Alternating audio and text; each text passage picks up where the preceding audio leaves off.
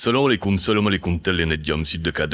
tey dañoo ñëw pour jàngat ay images d'une vidéo de caméra de surveillance. vidéo bi nag benn soxna la boo xamante ne dafay sàcc anam yu mu sàccee nag moo doy waar moo waral tey ñu koy analyser sans plus tarder mën nañ dem mais balaa loolu ñoo mel ni ñaan ngeen abonné wu leen like vidéo te dem partager ko sur ce mën nañ dem.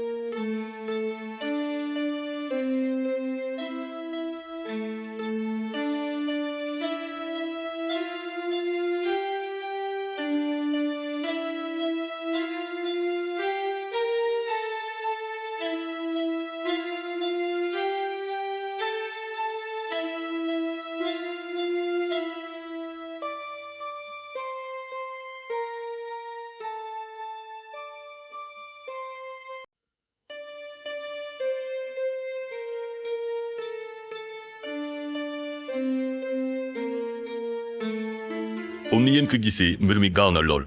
parce que en une fraction de seconde soxna si jëm na enveloppe bi leer nañu sax yu bëri bàyyiwuñu xel mbir mi